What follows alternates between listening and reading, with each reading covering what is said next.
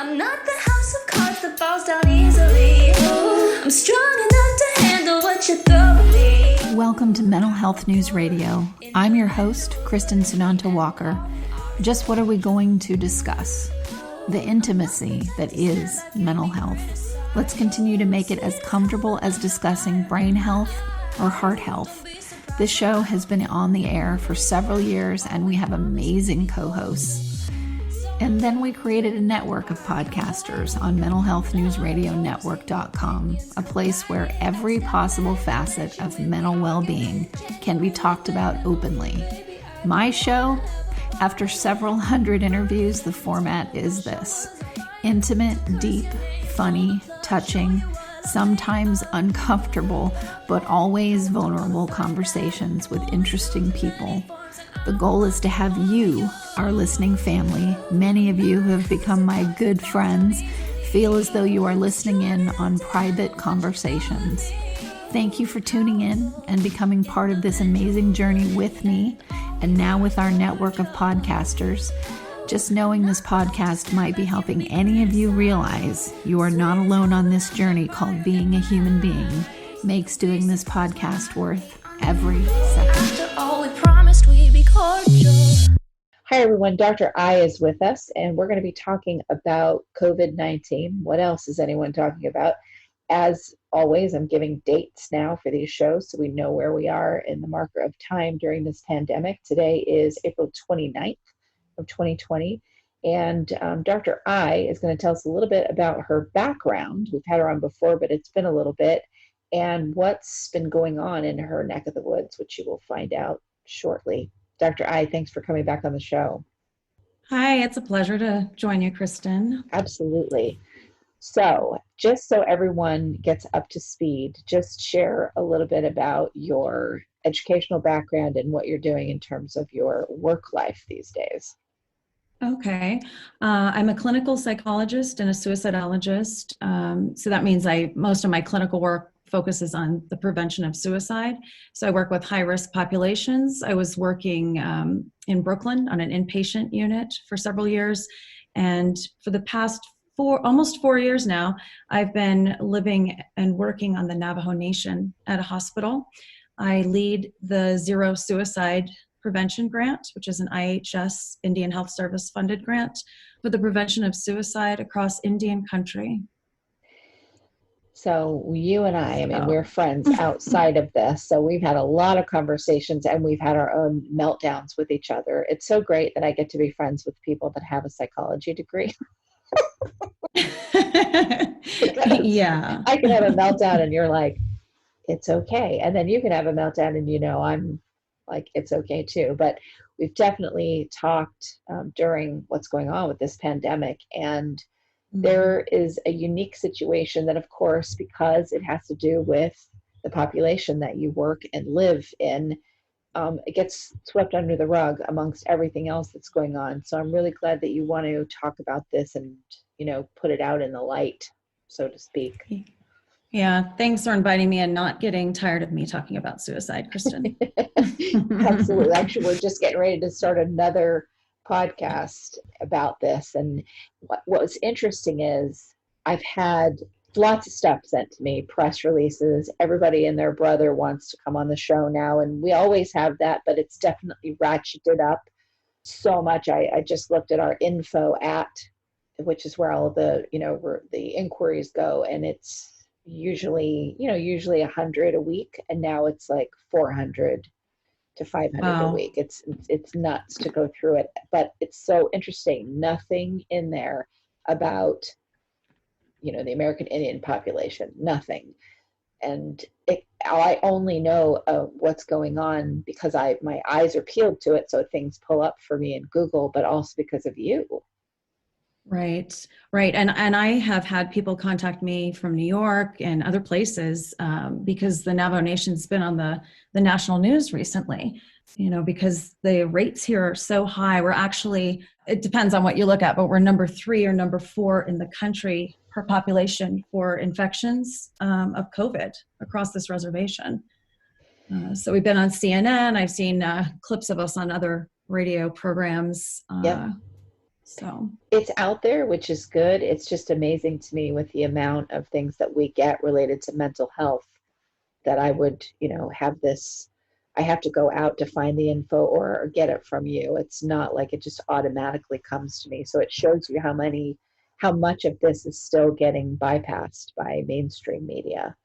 yeah, and I think it's hard for people to kind of even conceptualize what goes on the reservation. There's not a lot of familiarity with it. So it's not often that you hear news about the reservation, or in particular like mental health or suicide rates. We know suicide rates are extremely high in American Indian and Alaska Native populations, but we don't know why. We also don't know, we also assume that American Indian populations are a monolithic group, and they're actually extremely diverse, and they're not all the same. So tell us, give us an idea of what you've experienced going on. I mean, living and working there since, probably what date this year did you start having your ears perk up about, okay, this is what's coming? I think it was sometime in March, in early March. There was an area, and I believe it was Arizona, so almost 2 hours from where I'm located. But there was a religious ceremony, or some kind of church sponsored activity, and so it drew a large crowd. And apparently, the information that I have is that somebody or some people were infected with COVID, and because they came in contact with so many people, that area became the first hotspot on the reservation. And you got to imagine, like, this reservation is the size of West Virginia. So it's extremely large. It touches 3 states, Utah, Arizona, and New Mexico. And so this hotspot started, I think it was in early March.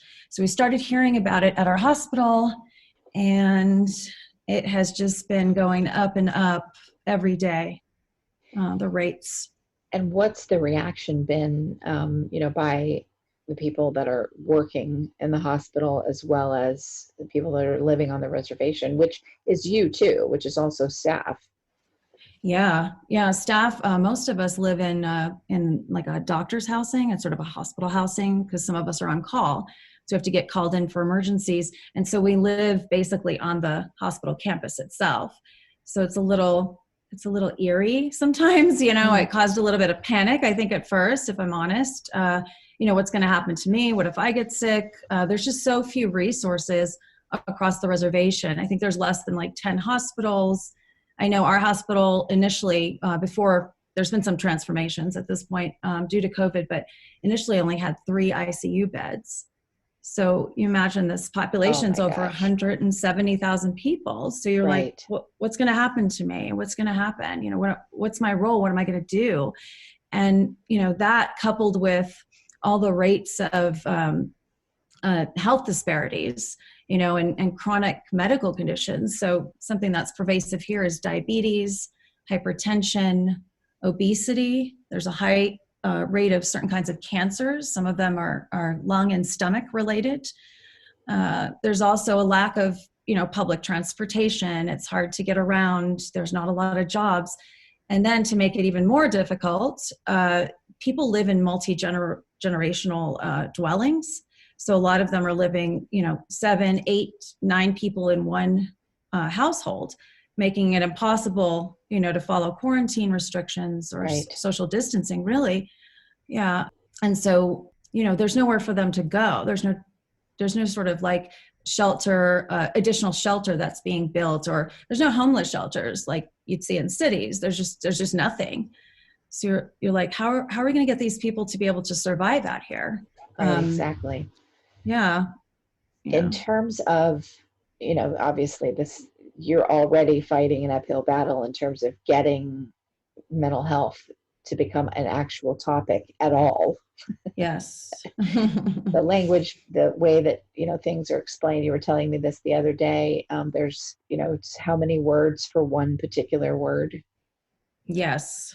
Yeah. It's a really long translation. So sometimes when I've had like a Navajo translator and I've been talking to a patient, I say one sentence and it sounds like this, really long paragraph. And I'm like, did they just say what I needed them to say? Wait a second. And there isn't there's a word for suicide, is there?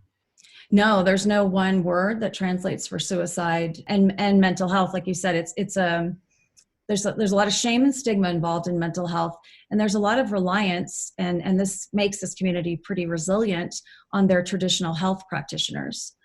So our hospital actually has 3 healers. So they work from a Navajo perspective, and they're wrapped under the medical division. So they're able to actually see patients and provide some of the treatments that they might need, like a small ceremony or a sweat lodge or something. Interesting. What have the healers been saying about COVID? Often they reflect on like the history of their people and how they've persevered. They've also done a lot of ceremonies where they're giving away herbs, and they're doing a lot of sweats. Initially they did sweats. Now we're restricted because of the amount of people that can be together in the dwellings. Yeah. But they really are working collaboratively with the providers. They've also been consulted about how to, deal with bodies and how to be respectful and to manage the cultural considerations of that. How are you managing everything? Well, I know all the facts, right? Exactly. Sometimes I have to, force myself to push myself to get up and get out. To ask people. You've been told to work from home. At some point you were told to start working from home, correct? Well, I started to because our facility intended to pursue some telebehavioral health services, but we don't have we don't have a secure server here. It's something technical that I don't quite understand, but it's the technical infrastructure here is not secure or solid enough to maintain the privacy standards at this point. So I am working now from an office that's, it's on the hospital campus, but it's not in the hospital proper. So it's kind of in the housing units. And I'm glad I'm working over there, to be honest. I'm not a medical doctor, I'm a psychologist. So I'm a little leery. I think the biggest impact on me is on the weekends, I used to jump in the car and drive to Santa Fe or Durango, just so many different cool parts of the Southwest. And can't really do that anymore because there's a lockdown on the weekends. They close the streets and areas. All the businesses are closed starting Friday at 8 p.m., I think it is, and then they open again Monday at 5 a.m. So we can't be on the roads. There's I think it's $1,000 fine that you can get. Oh my gosh, wow. So unless you're driving to work to be a medical provider or you're getting something essential like medicine, you're not supposed to be on the road. So everything is shut down. That's definitely a different, I was used to that, jumping in the car and going, and now I have to sort of sit still, and I'm not good at that sometimes. So.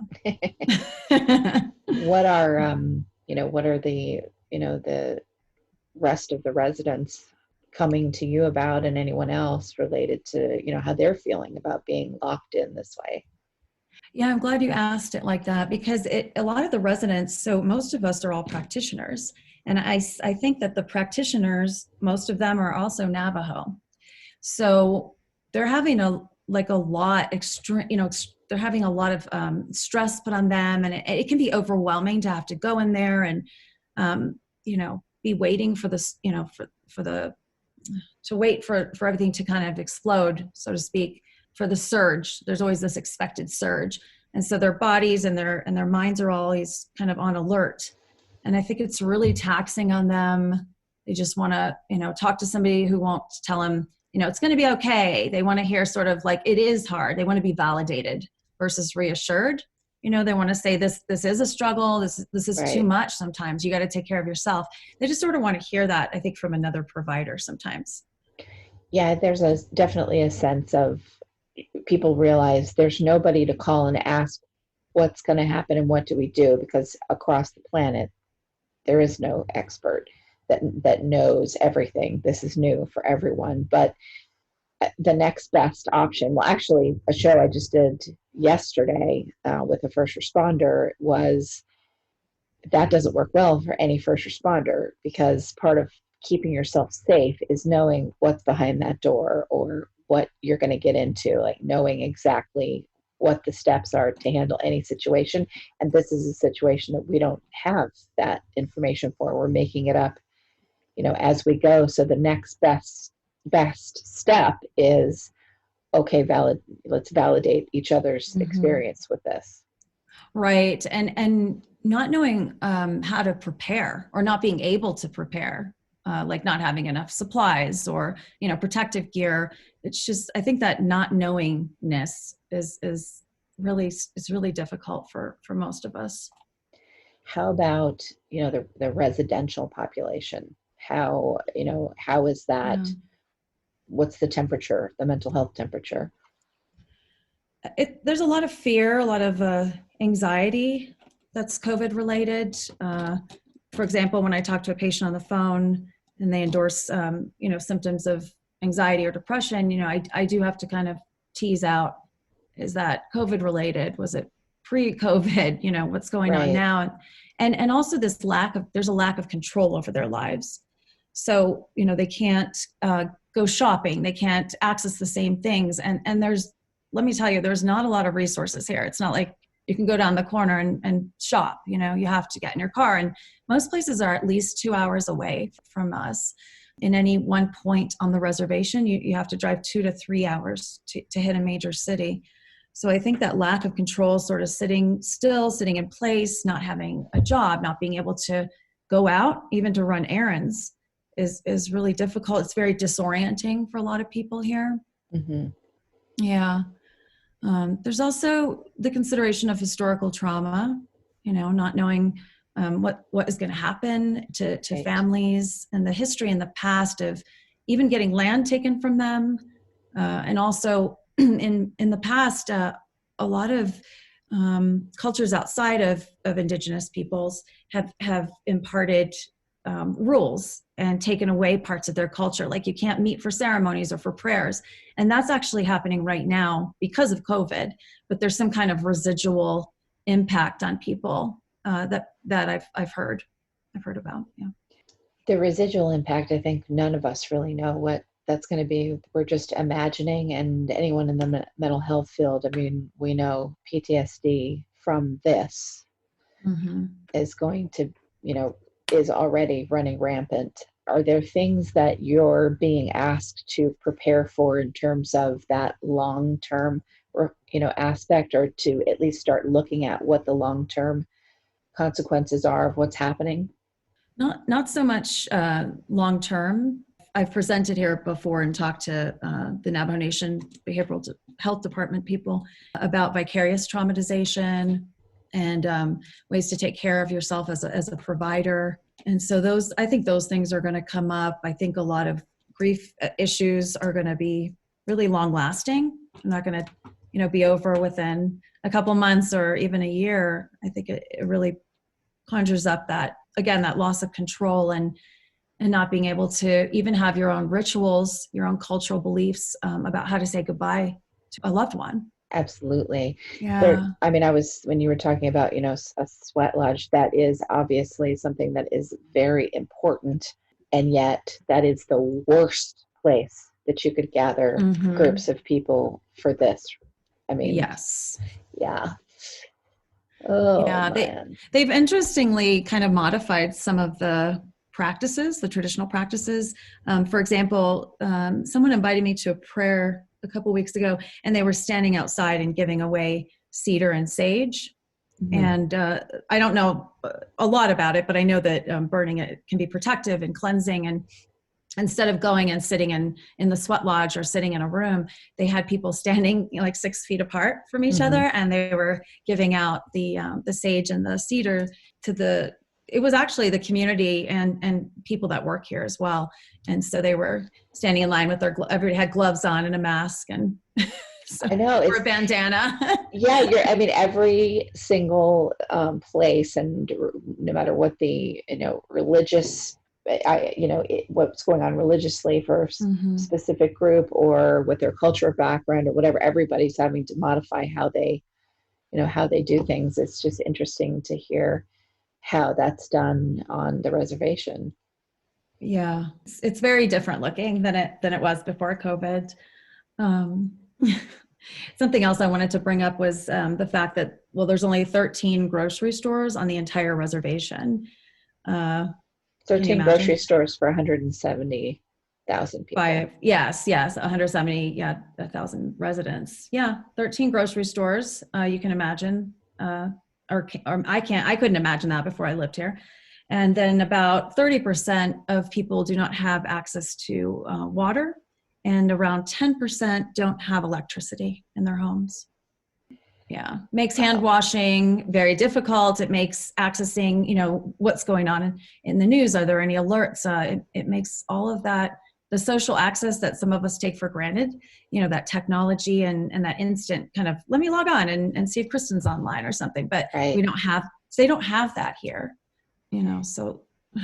How do you even begin to address something like this in a situation that you're in? I mean, I know you're thinking about all of these things. Is there briefs and meetings that you guys are having because you live there? But I'm glad you're explaining in detail what's going on, because people outside of that environment really have no idea. And the biggest thing that I hope comes from this pandemic is opening people up to anything other than this very shallow commercialist culture. Mm-hmm. Because people are getting a lot of time to sit and think. Right. It's like it sort of forces us to have to reflect, Yep. On the things that aren't going well, for all of us. But it's really highlighted these social and health, disparities across our country. It's just it's like a whole different world. And I think sometimes you can't fix everything, so you take it one step at a time, one person at a time. You just try to learn. Yeah. And it's a unification in many ways, what's happening. At least, that's what we would want it to be, but highlighting what the differences are and paying attention to it. I hope it becomes less of, if it's not in my purview, it doesn't exist. Right. I hope there's less of that because we are all in this together globally. Mm-hmm. Yeah, the Navajo Nation president, I saw a clip of him, I don't know, it was on YouTube or something, but he was saying, it took something like this, and I'm paraphrasing, it took something like this, like COVID, to get people to be with their families again, all these different generations. Exactly. Having to kind of deal with their perspective, their reality, and what's not going right, in the world and for them. Yeah. Exactly. I know everywhere the incidents of suicide, domestic violence, substance abuse have gone up. I'm sure it's no different there. What are you seeing in those regards? Well, yeah, there has been an uptick in reported intimate partner violence. So the incident command team here, we had this grant before COVID, but there's a grant here called the Family Advocacy Grant, and they respond. There's a SANE nurse on that team, and they respond to some of the abuse situations. They do a lot of the counseling. There are some victims advocates involved in that group. So I know that their work right now is intertwined with the ICS, the Incident Command System at the hospital, and in the ER. Some of the practitioners there have told me that there's been a lot of just violence, sort of people getting into fights and things like that, and Exactly. coming in with trauma or injuries. And I'm not sure if it's across the reservation, but there's something called border towns. So they're the places right off the reservation where people can buy alcohol or go shopping. And I believe that some of the bars have been closed now. I don't think it's across the board, but some of the bars have been closed. There are no bars, by the way, on the reservation at all. There's no alcohol or firearms allowed. But you can cross over to a border town and. Yeah. And I think that suicide just isn't the grant that I've been running, Zero Suicide. I think that suicide hasn't been getting a lot of attention right now. I think a lot of people are very concerned with the surge in the hospital, the capacity, leadership. And I almost sense that mental health, is going to kind of comes last. Yeah. Like, well, then we'll worry about what these guys have gone through. Then we'll worry about the grief stuff and the trauma. And I think it should be running at the same time, in live time. It should be a consideration and, Agreed. part of the planning process. Yeah. Agreed. I was I was thinking, obviously we've done so many shows about this, and it's all Right. anybody wants to talk about. And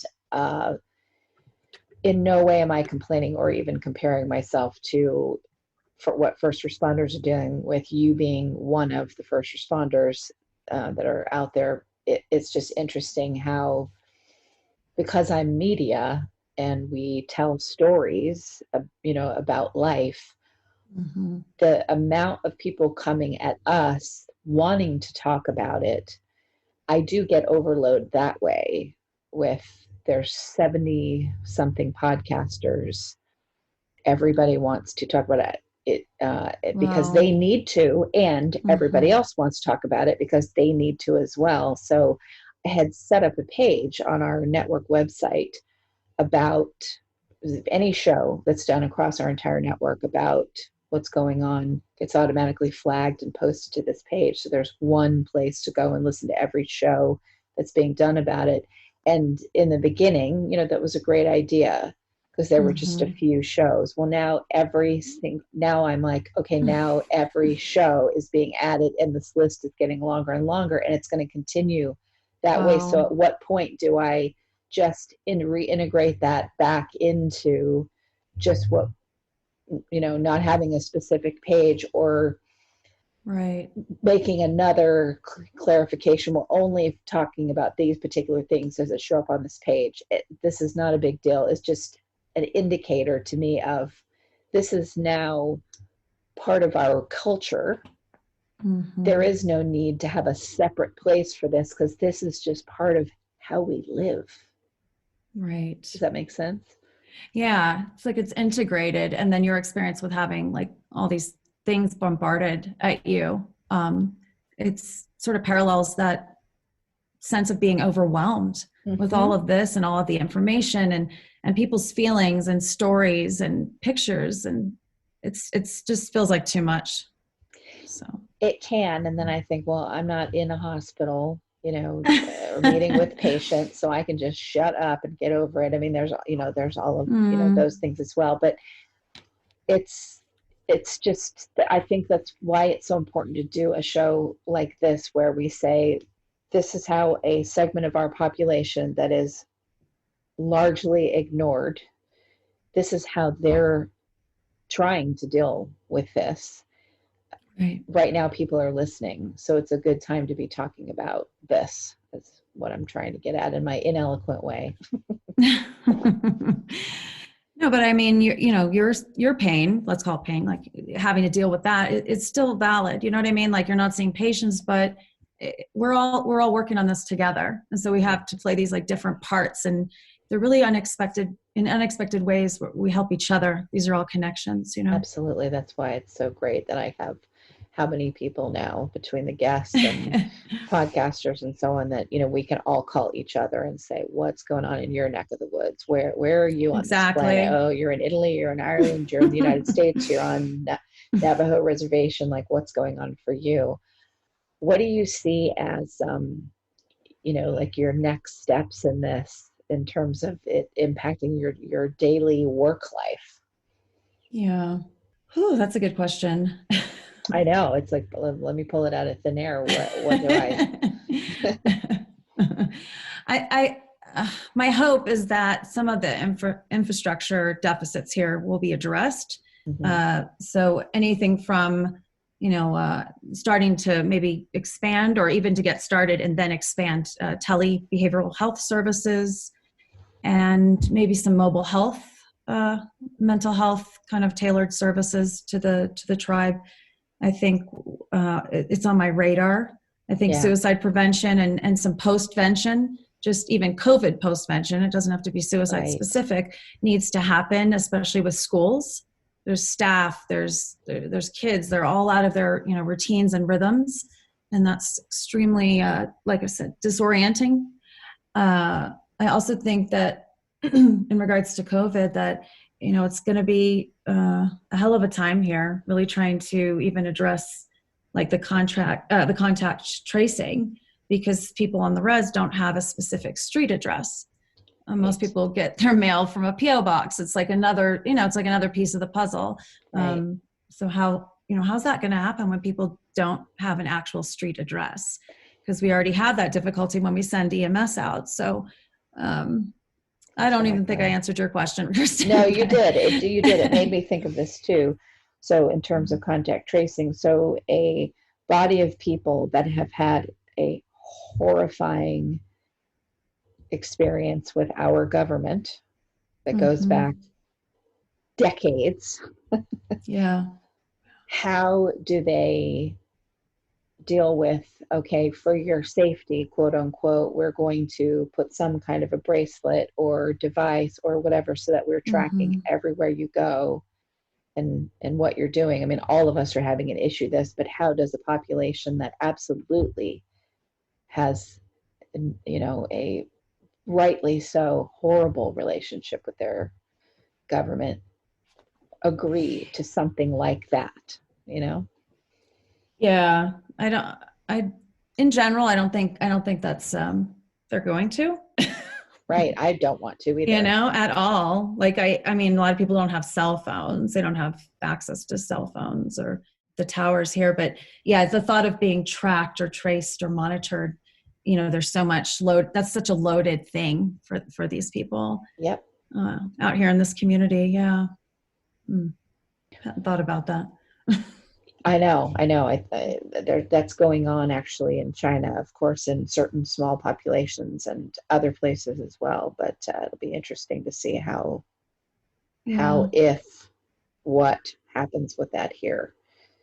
Right. There is a Navajo Nation Epidemiology Center, and they're doing a pretty solid job tracking cases. So it's pretty up to date. They have their own website, but I checked it before our call, and there's 1,873 cases on Navajo Nation positive, and there are 60 confirmed deaths.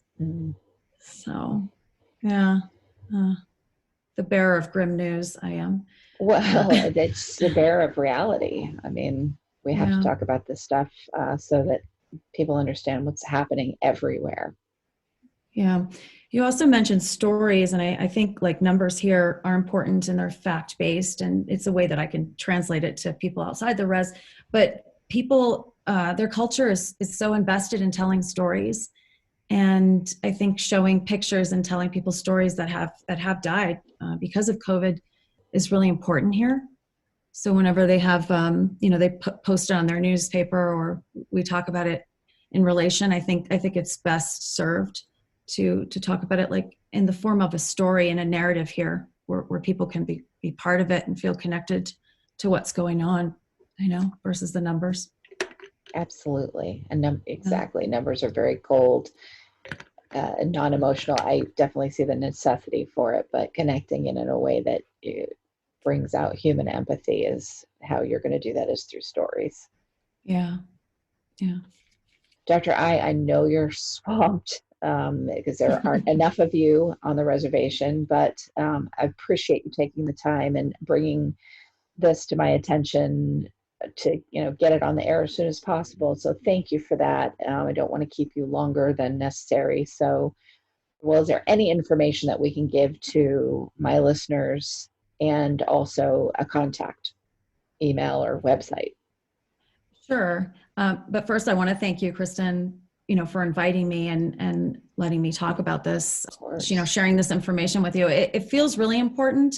Sometimes I kind of, diminish that in my own head, like, oh, it's just my job. I keep it moving. Right.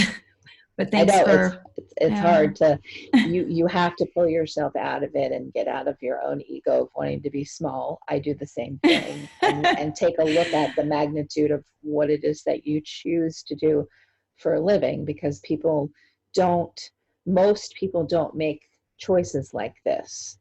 And I know when you're doing it, no one wants to walk around going, oh, what a hero I am, or, oh, you don't get into this field for that. So it goes against our very nature to sort of talk about what we do as bigger than how small we'll make it. But it is a big deal, especially for first responders, which you are one.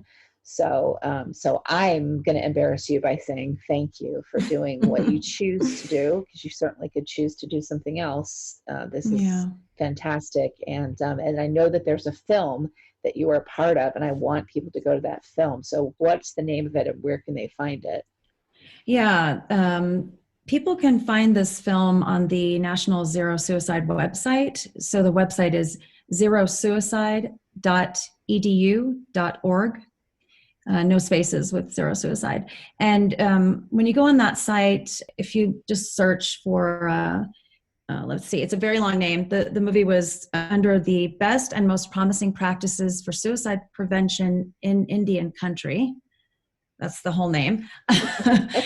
Zero Suicide, the national headquarters Zero Suicide is a grant that's wrapped underneath Indian Health Services. So headquarters chose 2 tribal nations to highlight through the movie, digital storytelling, actually. And this movie highlights our collaborations and suicide prevention efforts with our traditional healers. It's really, really interesting. And there's lots of graphics, so you can really see our area and how really beautiful it is and how different the topography is out here. And that movie, we made that last year. So that is still on their Zero Suicide website. And then I think I sent you a link to the movie, which you could probably post. Yep. And my contact information is hayn88@gmail.com. Fantastic. Thank you so much for coming on. I know you need to get back to work, but thank you again. And listeners, thank you for tuning in to another episode of Mental Health News Radio. Hi, listeners. I'll make it quick. These are some really cool places that give discounts and other cool things for listeners of Mental Health News Radio Network. If you want to get amazing help with healing from narcissistic abuse, go to healfromanarcissist.com. If you want CBD products that are the best of the best, I use them myself, go to proze.com